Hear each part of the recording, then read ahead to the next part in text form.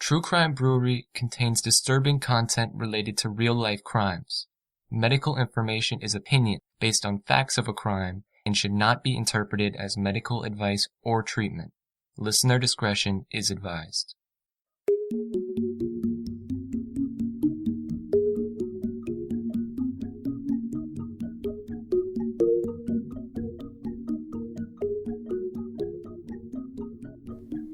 Welcome to True Crime Brewery. I'm Jill. And I'm Dick. On the day after Thanksgiving in 2010, Tanya Zuvers reported her 3 young sons missing from her home in Morenci, Michigan. Her husband was supposed to bring the boys back to her on Friday morning, but he never did. The couple had been living apart and planned to divorce. Andrew, 9, Alexander, 7, and Tanner, just 5 years old, had spent Thanksgiving Day with their father, John Skelton.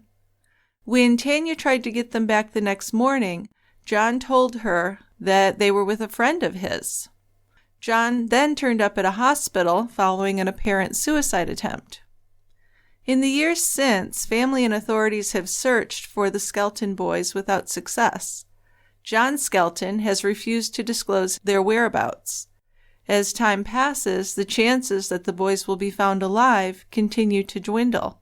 Today at the Quiet End, we're discussing the details of the Skelton case and the possibilities of what happened to these 3 young boys. In Stolen Lives, the Skelton Brothers, we'll go over family history and the timeline of events in an effort to better understand what happened and if anything can be done to bring these boys home. So we've got a nice Michigan beer for you today from one of my favorite breweries. This is KBS Espresso. KBS stands for Kentucky Breakfast Stout, and it's got coffee in it, hence the espresso. This beer is an American Imperial Stout, clocks in at 12% alcohol by volume, so you and I will be splitting our 12-ounce serving. The beer is from Founders Brewery, as I said, located in Grand Rapids. It's a black-colored beer, little tiny tan head, but did leave a little bit of lace on the sides of the glass. Now when you get the aroma, it's boom, coffee. Just smacks you in the face, a lot of coffee. A little bit of chocolate. Taste follows the nose. Big hits of espresso, followed by some chocolate. And at the end of the sip, you can get a little bit of vanilla. This is a big-bodied beer. A little bit on the dry side, which is fine with me. It's a very nice beer. Let's open it up then. You got it.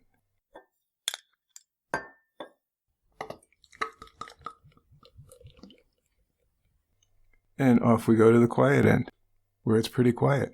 All right, that's descriptive. Well, why don't you go ahead and start this story? I mean, it's a difficult one. It is, and you would like to think that the kids are still around somehow, and all their father has to do is tell us where they are. Exactly, that's the frustrating part. But I don't think they're around anymore. The Skelton family lived in Morenci, Michigan in 2010. Now, Morenci is a small town, population's about 3,000, and it's located near the Ohio border. The father, John Skelton, was raised in Jacksonville. And he was 39 years old when his 3 sons went missing. When he finished high school, John joined the Army, and he moved several times. He lived in Washington, D.C., worked at the Walter Reed National Military Medical Center in Bethesda, Maryland. He had also spent some time in Alaska and California, and eventually he became a truck driver. He and Tanya married in 2002. It's actually Tanya. I know that doesn't seem right, but that's how she has said that she wants it pronounced. Excuse me, we'll start over. John and Tanya married in 2002. Now, they had both been married and divorced once previously. Tanya's first husband filed for divorce from her after she was charged with criminal sexual conduct. More on that later. According to many people, including Tanya, John knew about this conviction. Now, John worked for several years, and Tanya stayed home with the 3 kids. According to Tanya, the problems in their marriage began after John lost his job following a DUI. Yeah, so Tanya filed for divorce from John Skelton back in September of 2010. Before that, Tanya would say that their relationship was pretty good. But Tanya did have her history. Tanya had 2 older daughters from her previous marriage, and she did have a large support system of friends and family nearby. But she was far from perfect. Years before her sons went missing, before she even knew John Skelton, Tanya had sex with a 14-year-old boy, and she was convicted of 4th-degree criminal misconduct for this in the late 1990s. But it's believed that John knew all about her past before he became involved with her. But still, he would end up using this as ammunition against Tanya, claiming that she had been sexually abusing his sons when he abducted them. And that's why he took them. He wanted them out of the house, right? That was his claim. It's very difficult to believe. John Skelton will find out, because he has an ever-changing narrative. Yes, he does. So in September of 2010, John told Tanya that he wanted to move the family to Florida. His parents still lived in Jacksonville, where he had been born, and he had recently gone to his high school reunion there. So he had, as we said, lost his job in Michigan after his DUI conviction. And in Florida, he told Tanya he could get a job and the boys could get to know his family. Now, Tanya didn't want to live in Florida, and she also had that felony conviction on her record, which meant that she would have to fulfill specific requirements with the state of Michigan before she would be allowed to move. It was Monday, September 13th, 2010, when John said that he was leaving for work. But that afternoon, he signed the 3 boys out of school. The school called and left a message on Tanya's home phone, and the school secretary had called because she was confused. Tanya had brought the boys to school that morning and dropped off their medicines and lunches and everything. But John came in that afternoon, said that the family was going on a vacation to Florida, and signed them all out of school early. So Tanya was confused. She called John after speaking with the school secretary, but he was very vague, claiming that he discussed with her taking a family trip to Florida, and she had said she didn't want to go with them. But Tanya said, wait a minute, we talked about maybe moving to Florida, and I was looking into it. There was no talk of a family vacation. So it's not really making sense. No, this sure doesn't. And we've got 2 divergent reports here. So a friend of Tanya's called the Morenci police and spoke with Chief Larry Weeks. Weeks offered to mediate between Tanya and John. So he contacted John, and he learned that John and the boys were still in Morenci. John had also set up a meeting with an attorney. This didn't make any sense at all, right? I mean, if he's supposedly going on vacation in Florida, why is he doing all this stuff? Exactly. He's up to something. But John told Chief Weeks that he was taking the boys with him to see the beach, and they would be in Florida for 3 to 4 weeks. So this just wasn't right. Tanya asked John why he was taking the boys out of school when the school year had just begun. Then he said that he would enroll them in school down there, which was even more confusing. I mean, this entire situation was raising some red flags. If this was a vacation, why would the boys be getting enrolled in the Florida schools?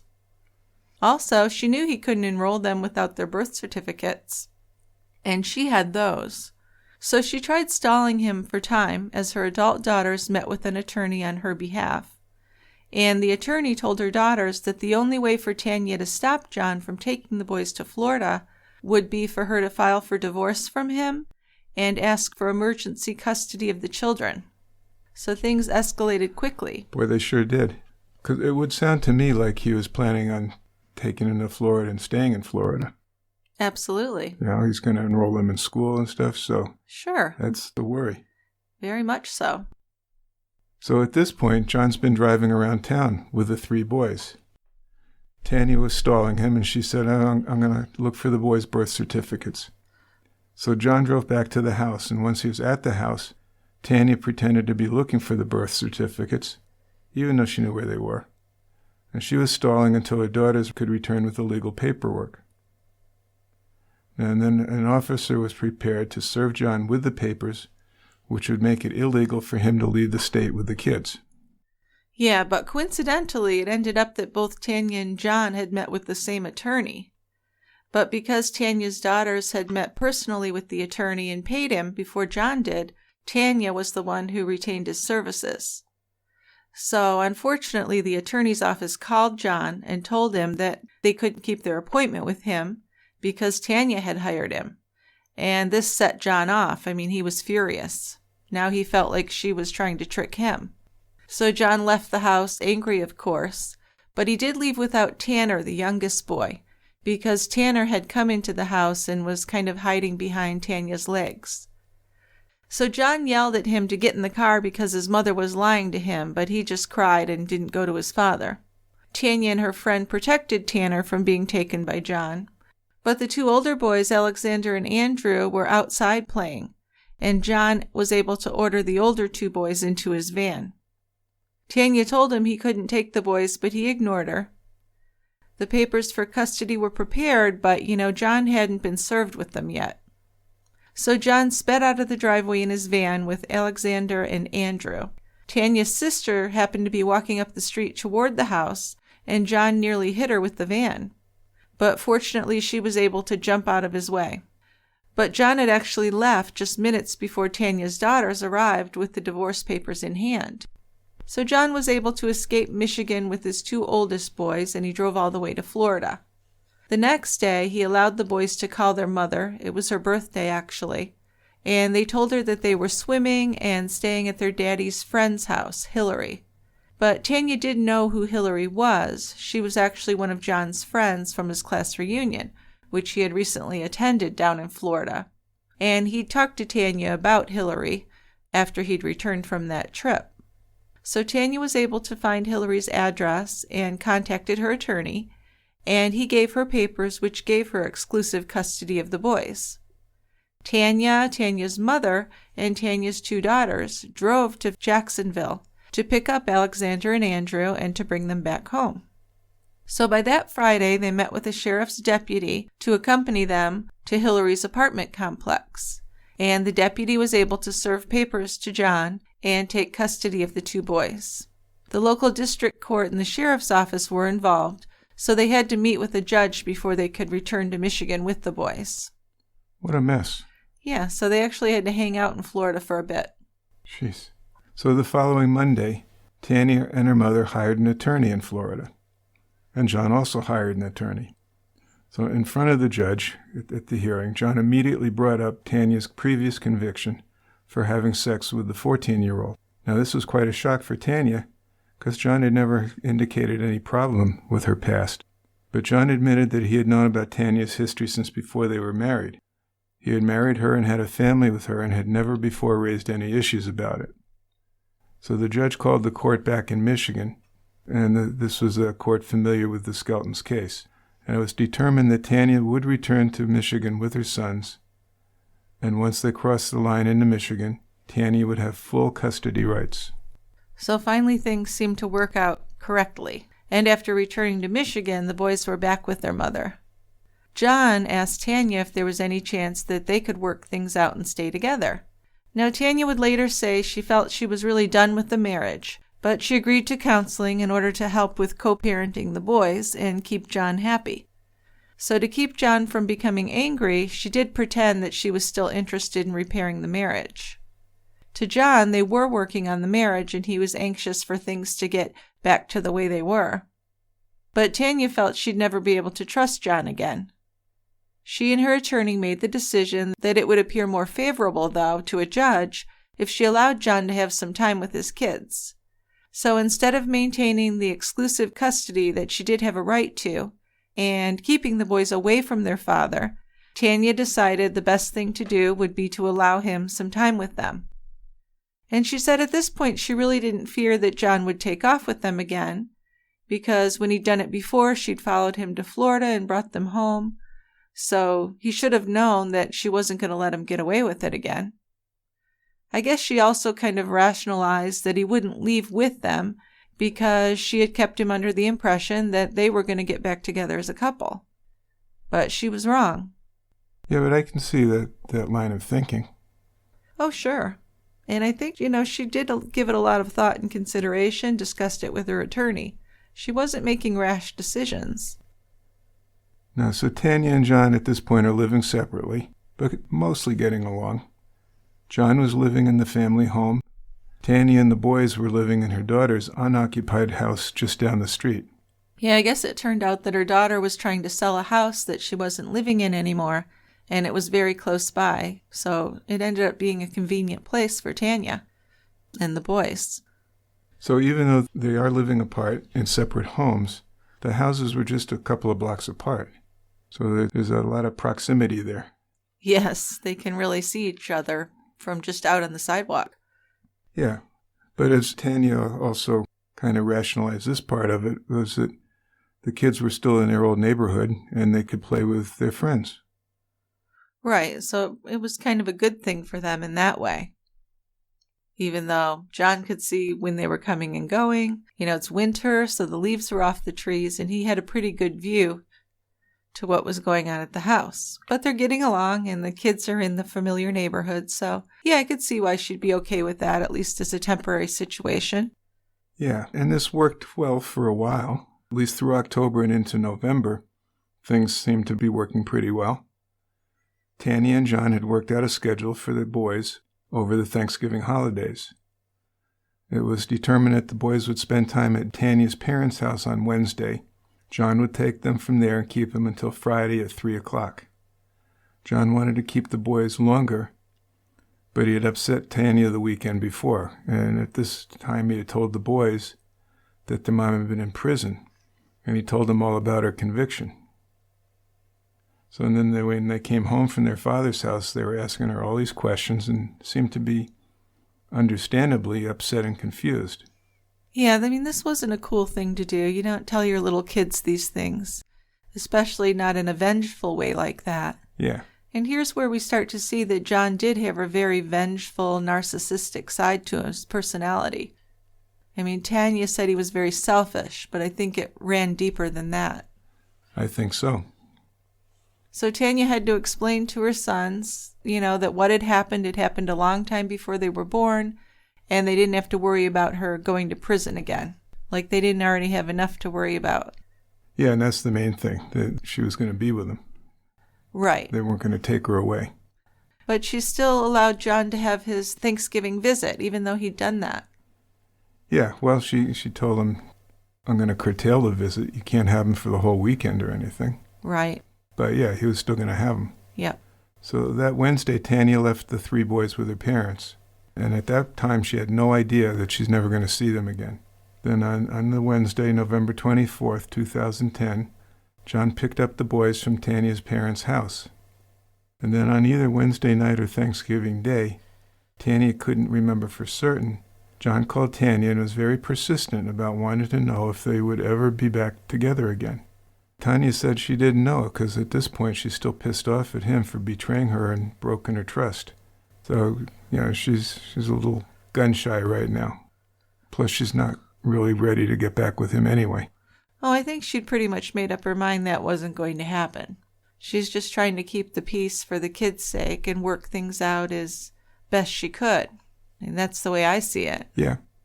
So he picked them up from the parents' house Wednesday night, and he had them for Thanksgiving Day, and they were supposed to go back on Friday.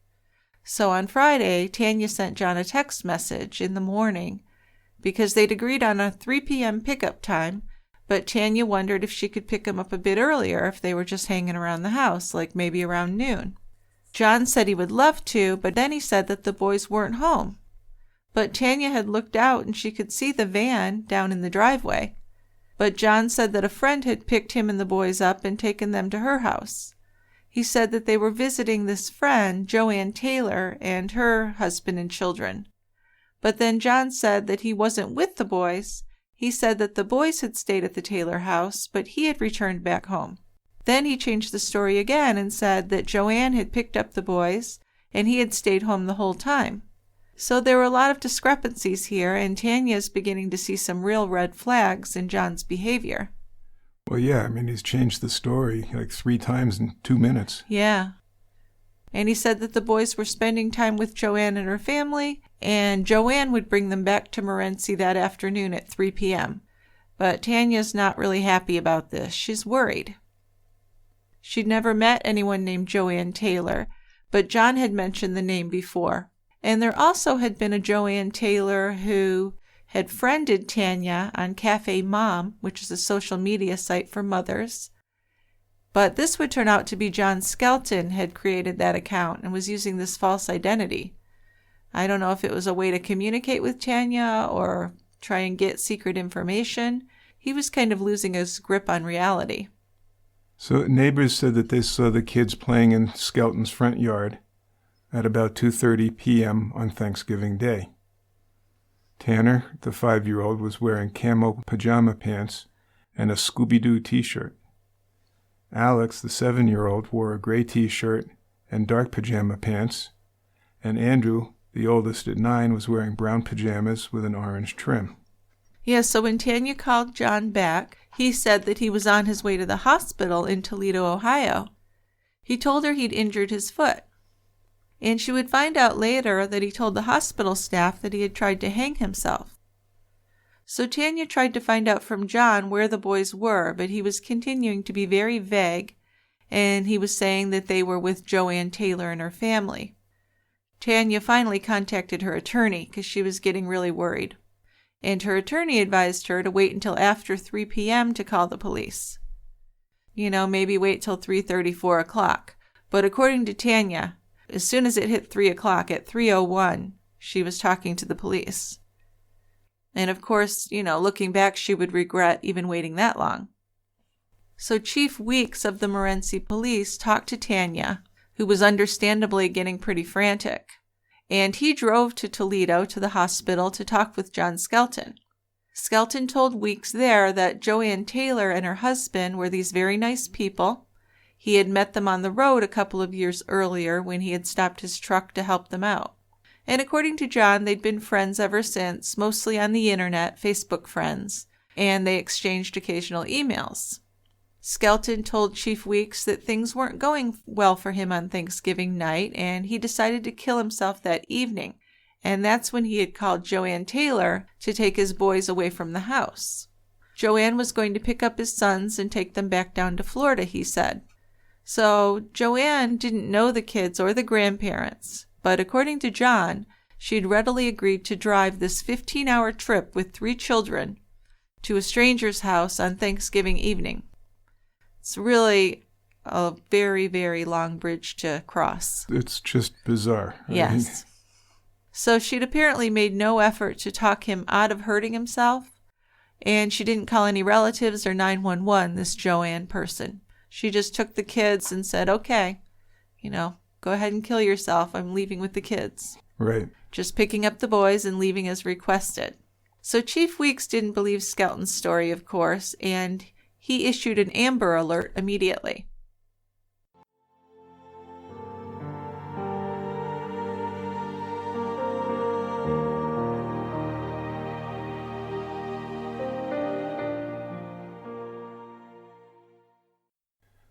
Now, the day after Thanksgiving, good old Black Friday, in the early morning, John's cell phone registered on a tower close to his house in Morenci. It was at 4:29 in the morning that his phone was registering as moving down to Ohio. And at that time, he was about 3 miles from his home. And around 5, the phone went silent, either because it went dead or was turned off. And the last tower ping before that was near Holiday City, Ohio. And at 6:46, he was back at his house. So if we assume that John had the phone with him, he drove down to Ohio and then returned home. And this would be an important window of time for investigators, because this would be the time period when he probably did something with his 3 sons. Because it was Black Friday, and we know how crowded things get to be that day, police are hopeful that witnesses would have been out early to shop and that they would remember seeing Skelton's blue van. So this 2-hour, 17-minute period of time was critical, but no witnesses came forward. Nobody reported seeing this van. No, not really. There were plenty of people who called in, but nothing really panned out. And you could tell his blue van pretty easily because it was missing a gas cap, and that was pretty notable if you saw that side of the van. So after John returned home from Holiday City, that would have been around 6:45 a.m. You have to wonder what he was doing then.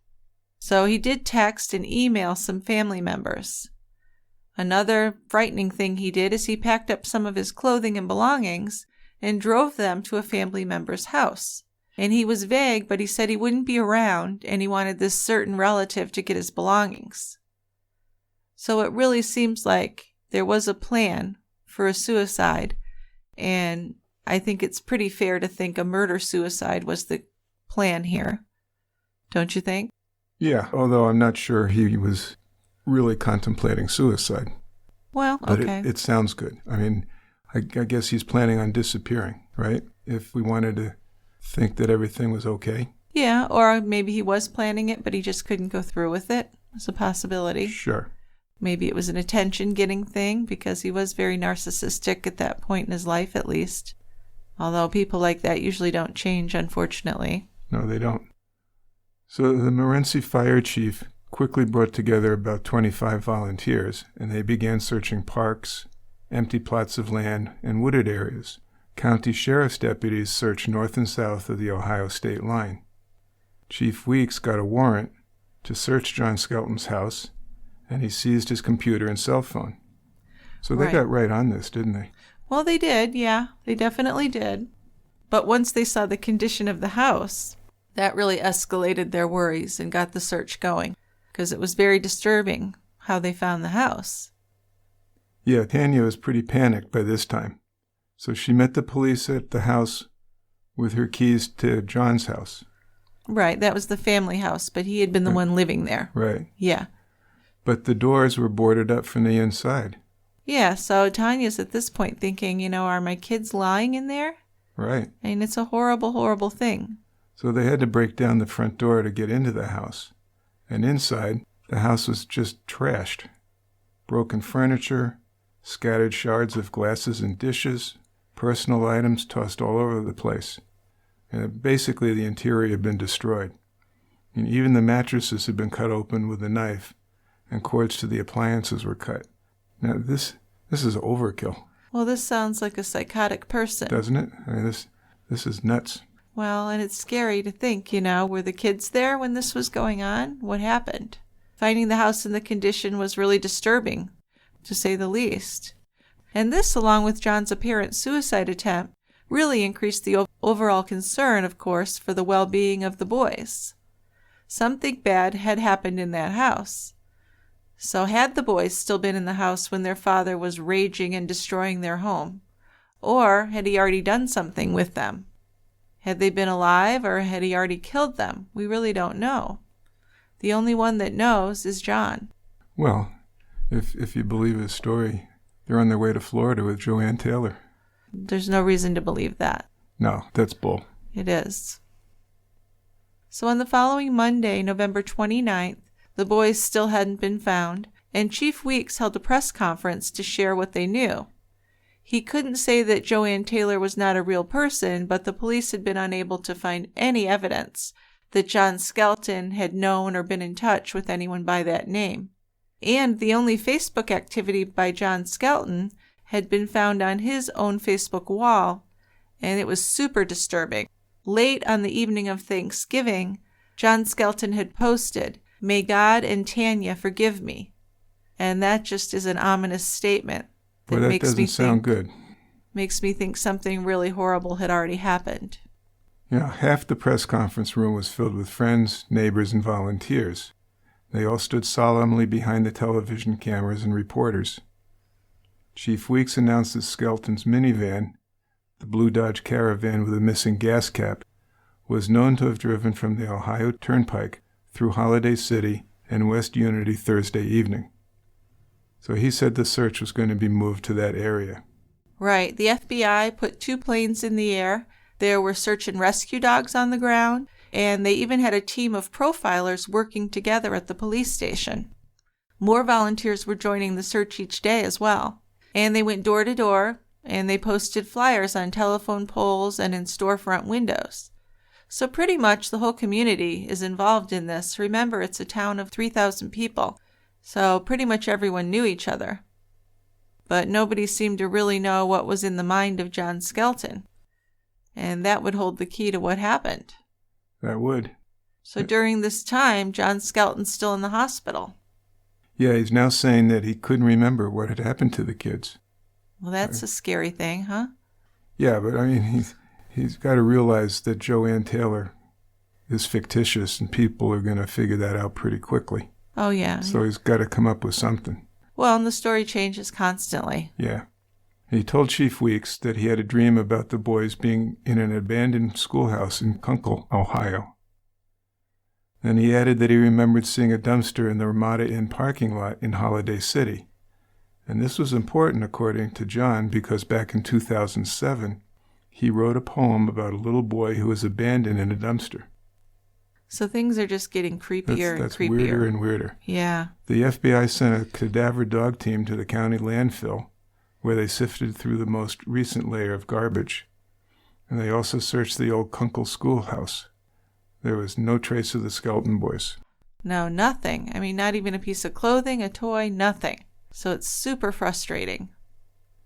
So after the press conference, there were 200 volunteers lined up inside the fire station, and they each were signing up for different search parties. Chief Weeks wanted 5 teams to walk through the Lazy River campground, which was north of Holiday City. And this was an area that John Skelton was very familiar with. They'd camped at the Lazy River campground, and he'd been to Holiday City quite a bit, I think mostly in his job as a truck driver. So those who didn't go to the campground stood outside watching the FBI planes circling around town, and it took a while to get everything organized. But it was also the first day of deer season in Ohio, and everybody knew somebody who was out in the woods hunting. So that really complicated the search plan because police were really worried that someone was going to be accidentally shot by a hunter. They had the orange vests, but still you've got to worry when there's a bunch of people out there with shotguns. It would worry or me. Rifles, whatever they use. Rifles. So the search teams also walked south along Ohio 15 towards Holiday City in case Skelton had dumped the boys somewhere along the route. They were able to cover about 7 miles that Monday afternoon before it got dark. Still, no sign of the boys was found. Yeah, so that fucking guy, I don't know how the police could even put up with him. Wouldn't you just want to hit him or strangle him or waterboard him or something? Torture sounds good. It does. I mean, you really have to have self-control to be one of these detectives who are trying to talk to him, because I just don't know if I could do it. He was arrested as soon as he was released from the hospital. That was December 2nd, and he had to appear in the Lucas County Court for common pleas, and that was for an extradition hearing to go back to Michigan. And at this point, he was in a wheelchair and wearing a soft shoe cast. But there was a lot of talk about his injury, because if he fell like he said, there were 2 or 3 doctors who agreed he should have been wearing a hard plaster cast, not the soft shoe cast he was wearing. And that was also backed up by the emergency department director. The soft shoe cast indicated that he had a hairline fracture. So that's just like a crack through the bone, not a full break or displacement. Right. But he claimed to have fallen from a height of 10 feet while attempting to hang himself. Now, I know you're a pediatrician, but what do you think about that? Well, at 10 feet, you normally expect a fracture, not just a hairline crack. So a fracture would be something where basically it's through the entire bone, so it's in 2 pieces. And the ends of the bones, the fractured parts don't line up with each other like they should. The other thing, if he fell from that height of 10 feet, you would expect that maybe some vertebrae would be involved in terms of like a compression fracture, particularly the lower ones, the lumbar vertebrae. So like the backbones. Yeah. Mm-hmm. So and then a hairline fracture, when that does occur, the type that John had, they usually involve twisting or rolling. So what do you mean twisting or rolling? Like So maybe he'd been walking on uneven ground and turned his ankle or something like that. Oh, okay. Well, and that would suggest maybe he got that injury walking in an uneven terrain, like in the woods or something. Right.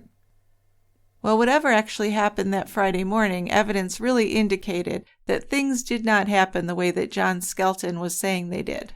That's the one thing you can be sure of. Definitely did not. Yeah, I mean, like I said, he changed the story many times.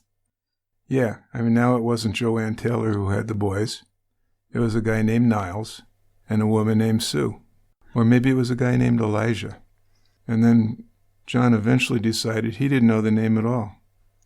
It was just a man in a van from a secret organization dedicated to protecting kids like his from mothers like Tanya. Well, this just gets weirder and weirder. Well, it sounds very far-fetched, but I guess there was a special on, I'm going to say 2020. I'm pretty sure that was the show, on these secret groups that would take kids to protect them from abusers. And maybe that's where John got this idea. Maybe he saw that program. But some people who did back up John and believe him, at least in the beginning, would refer to that show about those secret organizations. Although I think it's very far-fetched to think that. Well, again, he keeps changing his story, so why should I believe this story any more than the half-dozen other stories he's told? Well, and if his kids were being abused and he got them somewhere safe, why would he want to then hang himself? Yep. You think he would have been happier? Well, Chief Weeks announced that John Skelton was going to be charged with parental kidnapping. The chief wasn't feeling at all optimistic about the fate of the Skelton boys. Well, I'm not either. We don't anticipate a positive ending, the chief said. Then a television station broke the story about Tanya being a registered sex offender, and this story aired on November 29, 2010. In 1998, during her first marriage, Tanya had pled guilty to a fourth-degree misdemeanor charge of criminal sexual conduct because she had an affair with a 14-year-old boy. This was a kid her husband had hired to help take care of a rental property they owned. Yeah, so that's a disturbing thing that she did that. Very. And I think if that was a man who had had sex with a 14-year-old girl, it might have been taken a little more seriously, I hate to say. Oh, I don't have any doubt. Now, she had said she had a felony, and that's why she would have to check into things before moving to Florida. But when you look at the record, it is actually a fourth-degree misdemeanor charge. So I don't know if that was just she misspoke or what that was about.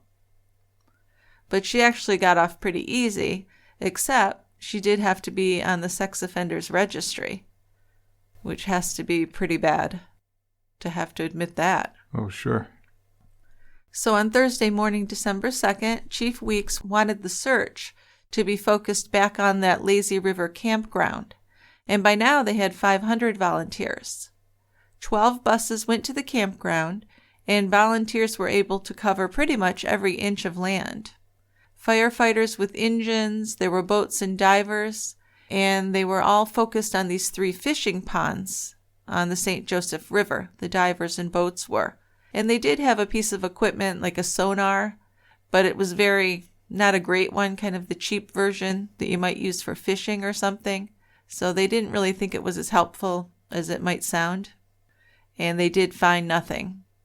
But they were really focused on that area because of John Skelton's cell phone triangulation. And also there had been a witness who came forward and said that he'd seen Skelton's van exit the turnpike in Holiday City that morning. And now Chief Weeks didn't expect to find the boys alive, but he put off calling the search a homicide investigation until mid-February. And he actually waited for a snow day to make sure that the kids who knew the brothers would be home with their families when the story came out. Well, and that's a nice thing. I don't know if that would have occurred to me.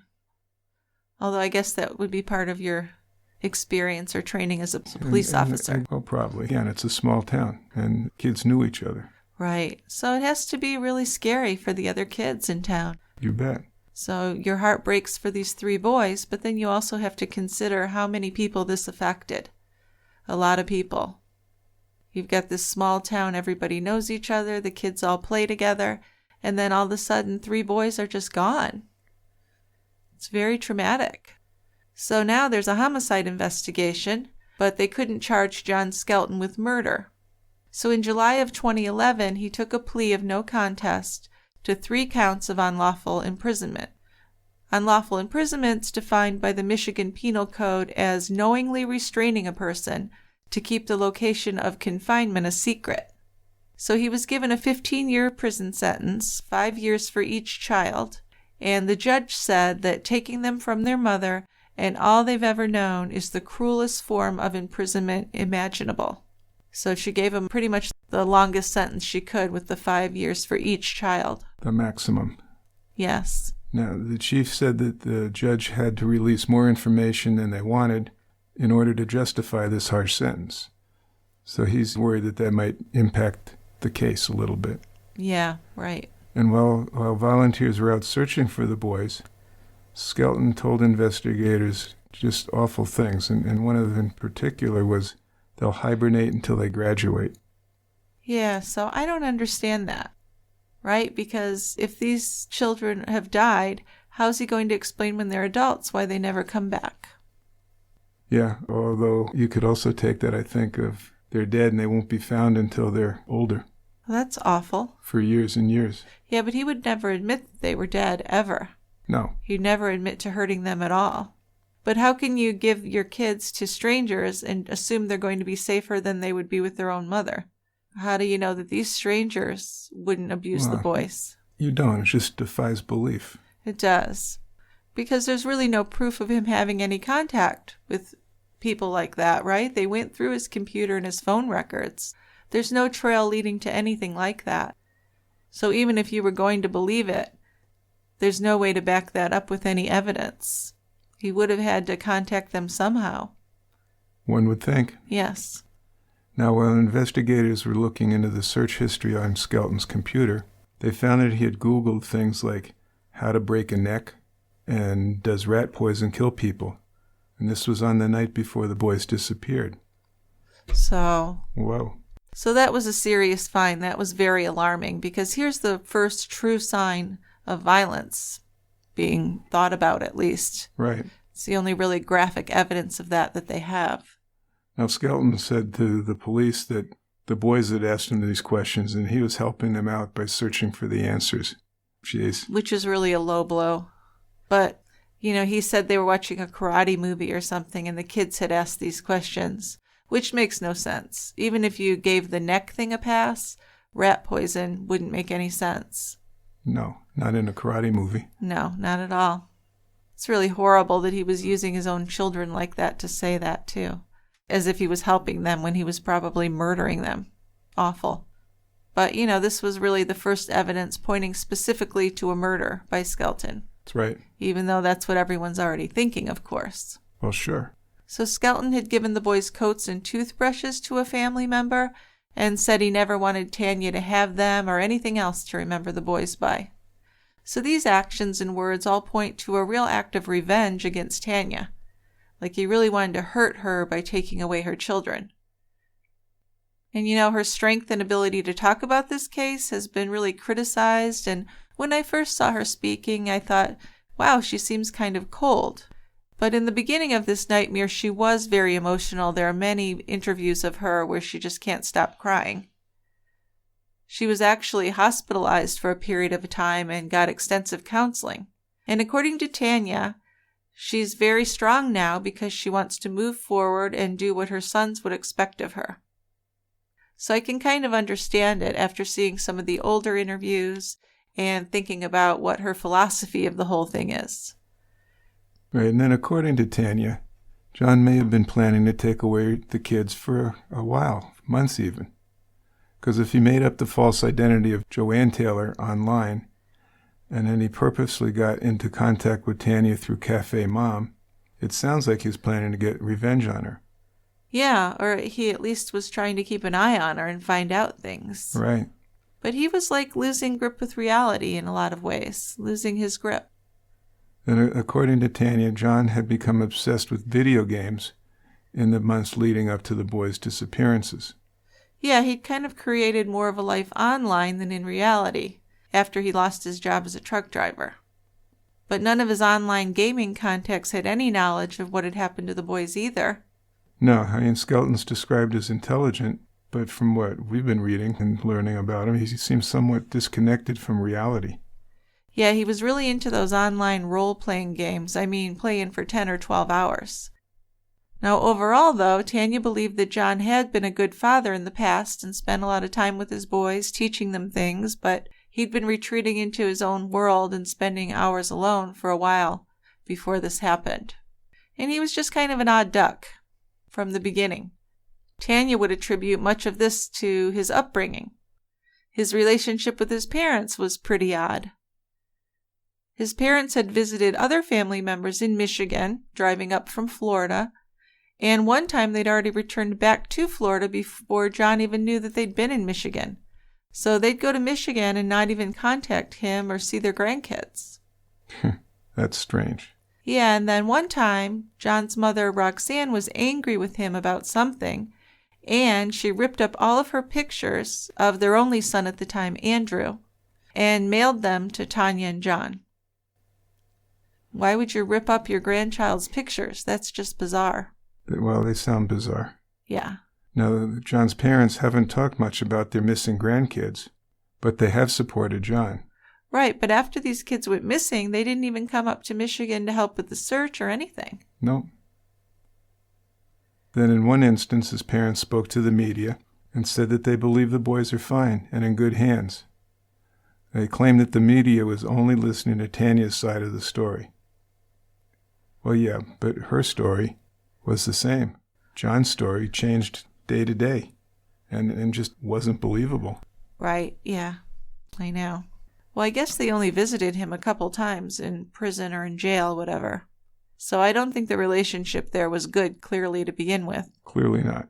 But they definitely back him up and say that he would never do anything to hurt his children, and they believe the kids are just fine, which makes no sense.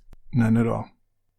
So John Walsh, America's Most Wanted, he got involved in the Skelton case in 2012, and he had an hour-long documentary called Abduction in the Heartland. So this resulted in many calls coming in, but nothing that actually helped solve the case.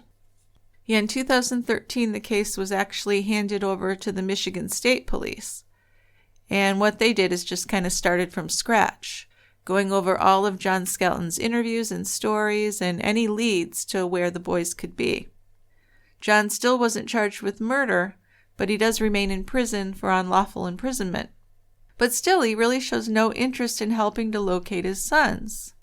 If his sons really were alive and turned over to someone, it would only make sense that he would want to help find them, to get out of prison and to be able to see them. I mean, at this point, the oldest child would be of age. He'd be like 19. Yeah. So, Skelton just continues to lie to police. And the police do maintain periodic contact with him in prison, but he hasn't revealed anything new. Now, once Abduction in the Heartland was aired, the Center for Missing and Exploited Children released age progression photos. Skelton continued to change his story. Just to remind people, no woman named Joanne Taylor has ever been found. He said he turned his kids over to a group called United Foster Outreach and Underground Sanctuary to protect them from Tanya. No group by this name has ever been identified. Right, but he can always explain that by saying, well, they're underground. Yeah, they're top secret. Right. So is there any chance that John Skelton was telling the truth about Tanya abusing her sons? I mean, it is possible. Yeah, but there's no evidence, no indication at all. No. So if he was really protecting his boys from Tanya, the police have offered that if they can get the location of the boys, they would work to put the boys in the custody of a third party while they investigate the claims. Skelton has shown no interest at all in this. He has shown no interest in seeing his sons again either. So isn't that weird? I mean, if he supposedly loved his children and wanted to protect them, he wouldn't care about seeing them or knowing that they're okay? Well, it's because they're dead. Well, I know that, but I'm just trying to go over it in my mind to give any plausibility there is a chance. There's no plausibility. Yeah, you're probably right. No, there really isn't. But there are some people who maintain that it's plausible.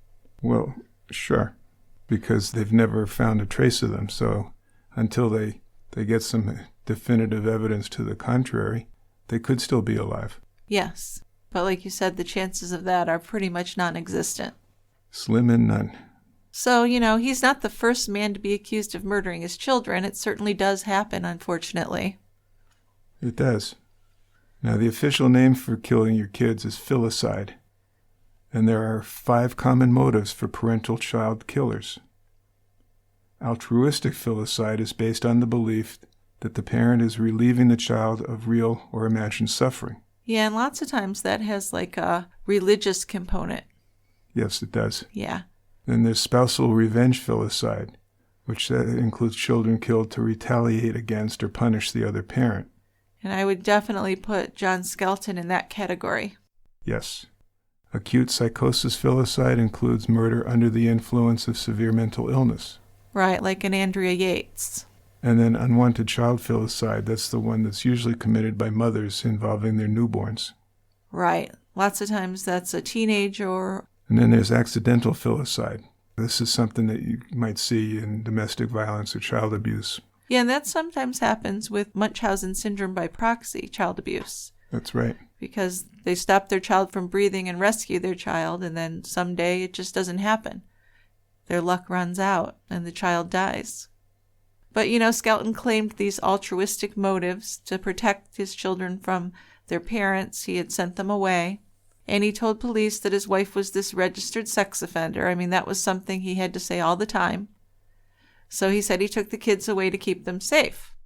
But, transcripts from his sentencing hearing in June 2011 really show someone who was out for revenge and retaliation. And that's the way I saw it. How about you? Exactly.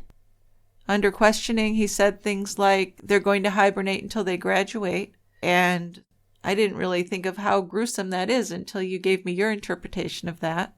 He also said they won't be coming back until Tanya and I get back together, which sounds like a psychotic stalker, revenge killer guy. Yeah, because they're not getting back together. No, but to even say they won't be back until they get back together when he had just said she was a child abuser? Yeah, come on. Doesn't even make sense. The transcript also showed how he turned over those toothbrushes and winter coats to a relative and gave the relative instructions not to give them back to Tanya because he didn't want to allow Tanya to have any memories of the boys. So if that's not vengeful or cruel, I don't know what is.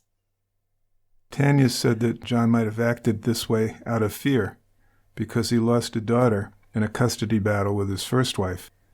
They live in Massachusetts, so he rarely saw the child. Now, if that's the case, and if Skelton wanted possession of his sons, he should be dead too, right? He should be lying right next to his kids' bodies. Absolutely, yes. And also, if he's afraid of not seeing his sons again and he murdered them, that's the old, if I can't have him, nobody can, narcissistic quality. Well, police believe that Skelton disposed of the bodies of his sons by dumping them somewhere and not telling anyone. And to stay in control, disposing of the bodies wasn't enough for him. So he most likely drove into Williams County from Morenci without stopping, spent some time there, and went back home. The Holiday City cell phone tower had pinged, so he had probably spent what added up to 76 minutes within 3.5 miles of that tower. But his van wasn't dirty or scratched, so investigators believe that he had parked somewhere secluded and carried the boys' bodies into the woods or out into an area. So they don't think that he drove through any brush or mud. Yeah, but at the same time, most investigators don't believe that he buried his kids because he just didn't have enough time to do it, and he didn't have any tools or shovels that at least that were found in the van. That's true. So one possibility, which I think is very reasonable, is that he put his boys' bodies into a dumpster in Holiday City, and the dumpster was emptied before they were searched. Well, yes. Even if he had prepared an area to take the boys' bodies, if it was all planned out, I think they would have been found. Remains would have been found because there were massive searches done. Yeah, and the landfills can be tough. Well, yeah, that's why I think the dumpster idea is probably more likely. Right. But, he denies hurting his children, so the explanations are confusing. He said that he met 4 people in Niles, Michigan in September of 2010, and they didn't give him their real names. It was then, he said, that he began the process of handing the boys over to them, and this was his most recent version. He said that he gave the group his home address, and they came to see the boys in his home, and he said that the group took the boys to spend the night at their house on Thanksgiving night. And he called the group the Underground Sanctuary. In this version, he says that this was supposed to be a trial run, but then he never saw his sons again. But he said that the organization knew what they were doing and he trusted them. He'd also suggested that the group were Amish or Mennonite or reorganized Mormons, and he would say later that he hadn't really tried to hang himself at all. That wasn't true. So talking to him is just like pointless, really. Yeah. Unless you can, get some bits of truth in there somehow. What's the likelihood of that? I mean, you could talk to him and then an hour later go over the same stuff and you get a different story. Exactly. So. Well, because he doesn't seem to have any regret or any feelings of needing to say what happened, right? Right. Scary guy. And the police really looked into that Amish theory as well, because it was feasible, although very unlikely. I mean, the Amish aren't underground, and they wouldn't hide children just because a man requested it. Most of the Amish are pretty integrated into modern society, even though they live differently, but they're definitely going to follow the law. They're not going to kidnap children just because someone asked them to. And the boys were old enough they knew where they came from. They'd be asking questions. But according to John, his not knowing exactly where the children are living was part of the whole plan, because if he didn't know where they were, it was easier to keep their location from Tanya.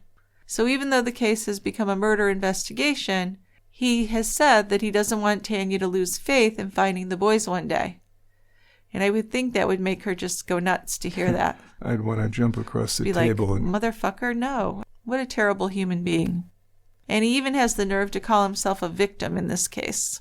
Poor John. Yeah.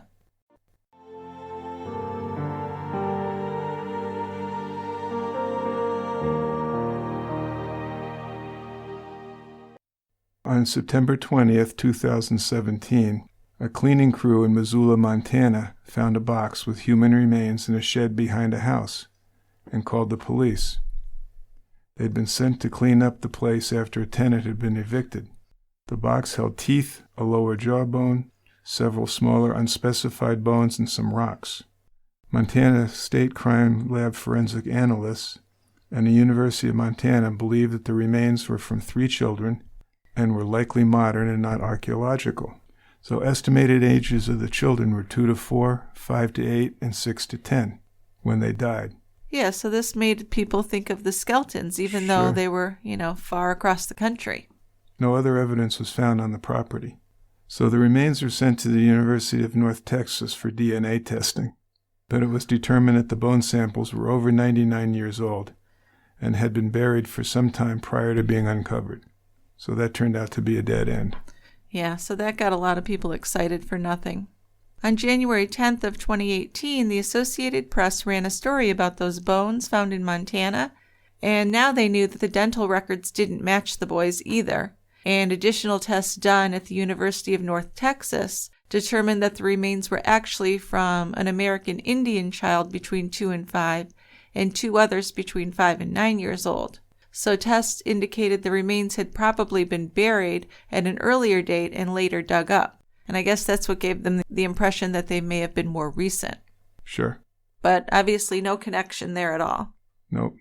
So John Skelton has been described as a narcissist, and detectives who have interviewed him believe he's very sensitive to what other people think of him. So he's probably never going to tell anyone if he did actually kill his kids. It's unlikely that anyone knows what he did with them. So it seems like unless a witness comes forward, or Skelton speaks, we might never know the truth about what happened. Certainly keeping his secret gives John power and control over Tanya and the investigators, and he definitely likes having that control. Yeah, I think that's true. Absolutely. And I don't think he'll ever admit what he did. He just doesn't have it in him to be that decent. Well, I mean, the only thing he'll admit to is he gave him to the Underground Railroad or whatever it is. Right, exactly. So John was interviewed for WDIV TV in Detroit in 2018, and he said at this point that he did regret giving his boys away. He talked about his last evening with his sons, saying that he made them fried chicken, they watched a karate movie, and they even had a cake for Andrew's birthday. He said that he had already made arrangements with the underground sanctuary to take his sons by that point. And at 10 p.m. on Thanksgiving night, John said that 2 women and a man in his 60s pulled up to the house in a van, and they took the boys away. John said that he told the boys they were going to have a better life living on an Amish farm. So a whole new spiel of bullshit. Similar, but a little different. Yep. But as you said, unless there's new evidence or a witness comes forward or Skelton himself says what happened, we're never going to know what happened. No, probably not, unless remains turn up somehow. So this is truly a case where we're just left not knowing. It may be unsolvable. I think so. So, to prepare for this episode, we listened to a podcast titled Shattered Black Friday, and that was done by producer Jeremy Allen from WDIV-TV. It's a 12-episode podcast. It has some good interviews and outtakes you might want to listen to if you're interested. I also read a book about this case written by Lynn Thompson titled 76 Minutes, which is primarily about the search for the three boys. Our intro and outro music was written and produced by Tristan Capel. Hey, have you joined Team Tie Grabber? Of course. All right, because you're going to be happy you did. We recently tackled the story of Amber Hilberling. That's a young wife who was accused of pushing her husband out of a window 25 stories up. And this month we're working on the story of Sheila DeVallo. And that is a fascinating case. Yeah, it's going to be a really interesting one to listen to. Yeah, Dick's been doing a deep dive into that one, and that will be coming out soon. Our commercial-free members-only episodes come out every month, plus some more, and there's a backlog of about 40 episodes that are all yours to listen to as soon as you join. Recent episodes include the murder of Adrian Reynolds, the John List family murders, the case of A.B. Shermer, who was a preacher who is believed to have killed 2 of his wives, and the list goes on and on. There are even some older ones that I like a lot. I like the O.J. Simpson series that we did, and also the interview we had with a scuba expert in Australia. That was about the underwater death of newlywed Tina Watson. So you could be a Tie Grabber member for as little as $4 a month, and when you join, you also get your choice of a Welcome to the Brewery gift, which we'll send to you with a nice handwritten thank you note. Just go to tiegrabber.com and click on subscribe to learn more. Okay, what have you got for feedback today, Dick? I got some emails. All right, you go first. So, the last episode we did about Kelsey Barrett, who disappeared, and we were questioning the plea deal that the guy's girlfriend or whatever she was. Crystal Lee Kenny. Crystal. We weren't very happy with her plea bargain. We weren't. A lot of people aren't. And I said, can you renege on it? But Yannick, who's an attorney, we've communicated with him before. He's been very helpful.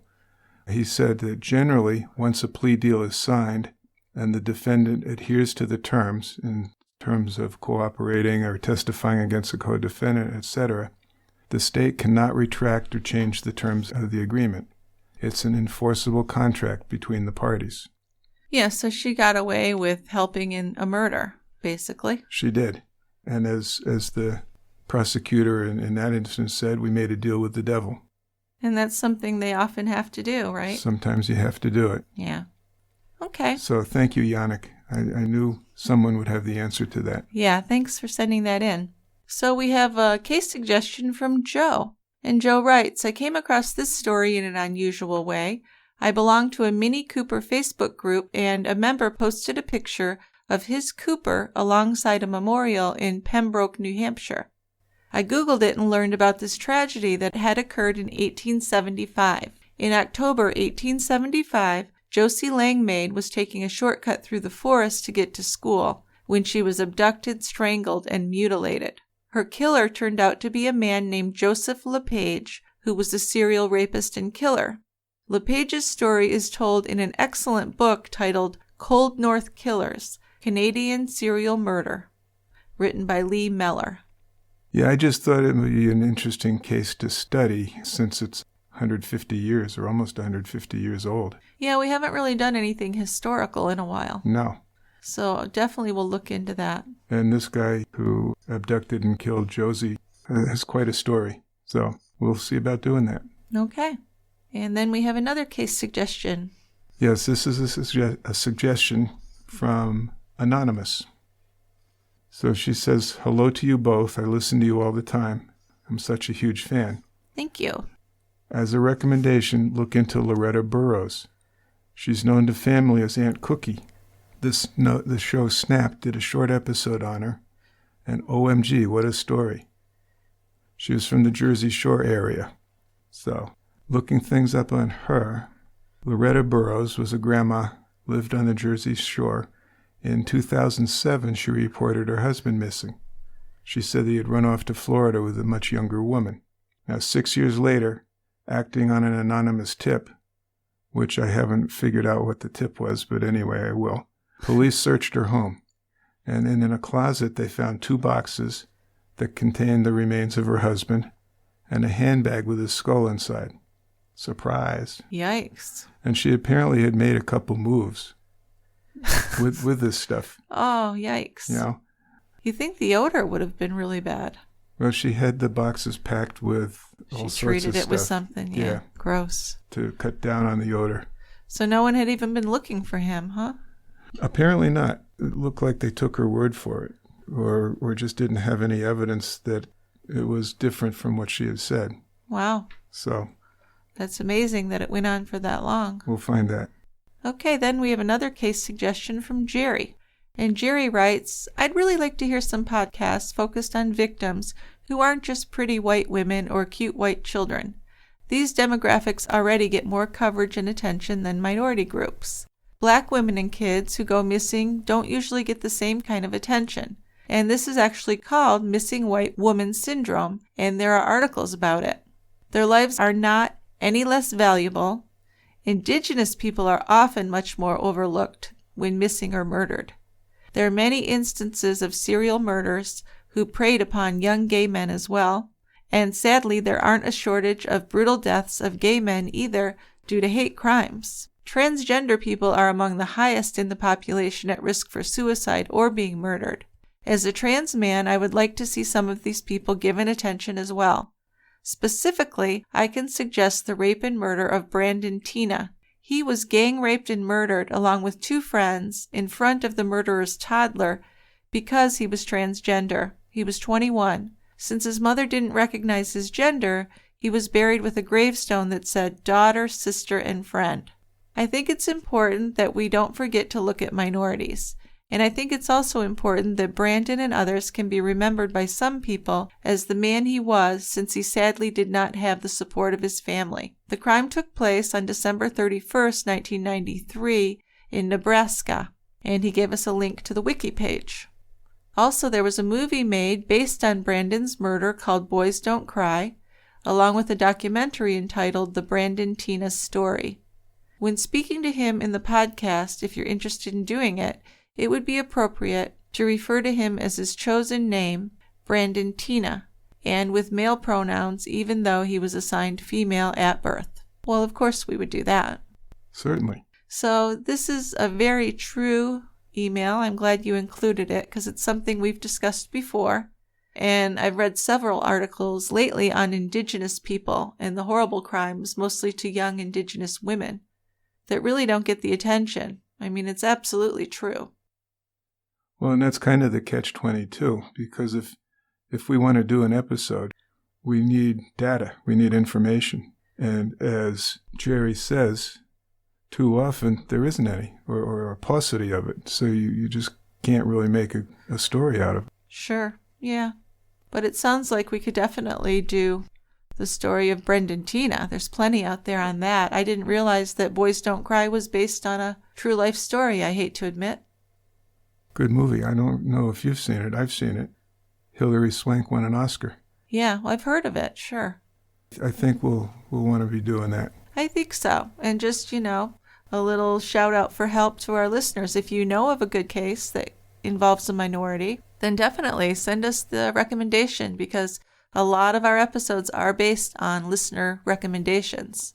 That's a big part of it for sure. You got it.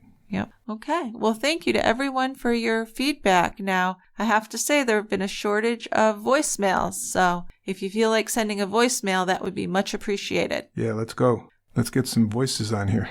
Yes, we definitely want to do that. Then we need to start thinking about having some kind of contest. We haven't had one in a while. So if anyone has any recommendations for that, that would be great as well. Sounds good. Okay. Careful what you wish for. All right. Well, thanks everyone again for listening. Have a wonderful week, and we'll talk to you next week at the Quiet End. Down at the Quiet End. Bye-bye. Bye, guys.